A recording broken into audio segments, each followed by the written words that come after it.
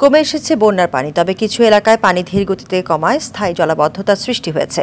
ফেনীর দাগনভূঞাতে পানি কমছে ধীর গতিতে। স্থানীয়দের অভিযোগ, দাদনার খালের কারণে দীর্ঘদিন ধরে পানিবন্দী আছেন মানুষ। এছাড়া মুসাপুর স্লুইস গেট দিয়ে সাগরের জোয়ারের পানি সহজে লোকালয়ে ঢুকে দুর্ভোগ বাড়িয়েছে।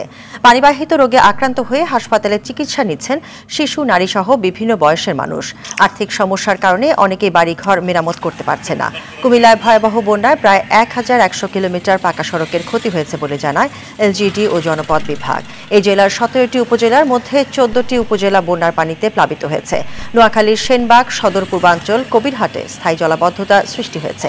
জেলা প্রশাসনের তথ্য অনুযায়ী এখনও 14.5 লাখ মানুষ পানিবন্দী রয়েছে। স্থানীয়দের অভিযোগ, পানি নিষ্কাশনের জলাধার, খাল, বিল ভরাট হয়ে যাওয়ায় ভয়াবহ বন্যা পরিস্থিতির সৃষ্টি হয়েছে।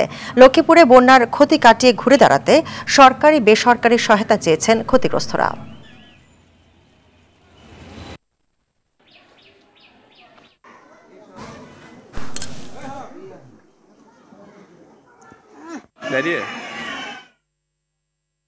বন্যা দুর্গত এলাকার পরিস্থিতি জানাচ্ছেন লক্ষ্মীপুর থেকে সরাসরি যোগ দিচ্ছেন সহকর্মী পলাশ সাহা। পলাশ, পানি কমে যাওয়ার পর এলাকার পরিস্থিতি এখন কেমন দেখছেন এবং ক্ষয়ক্ষতির বিষয়ে বিস্তারিত জানাবেন।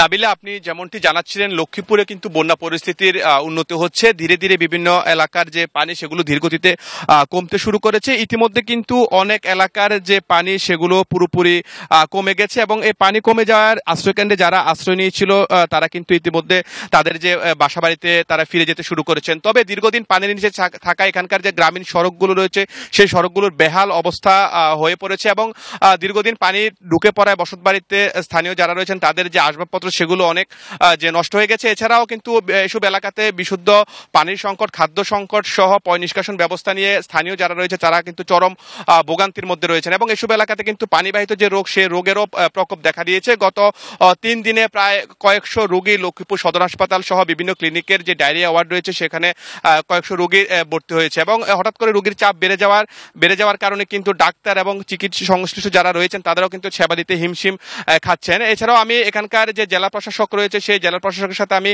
কথা বলেছি। তিনি আমাকে যেমনটি জানিয়েছেন যে আসলে লক্ষ্মীপুরে যে ভুলুয়া নদী রয়েছে এবং যে রহমতখালী খাল রয়েছে, সে খাল এবং নদীর যে বিভিন্ন প্রতিবন্ধকতার কারণে যে পানি ধীরগতিতে নামছে, এতে দীর্ঘস্থায়ী হচ্ছে বন্যা। তবে তিনি আমায় জানিয়েছেন যে এই ধরনের অবৈধ দখল এবং যে স্থাপনা রয়েছে, অবৈধ মাছের ঘের রয়েছে, বাঁধ রয়েছে, সেগুলো অপসারণে জেলা প্রশাসন, উপজেলা প্রশাসন সম্মিলিতভাবে কাজ করছেন। নাবিলা,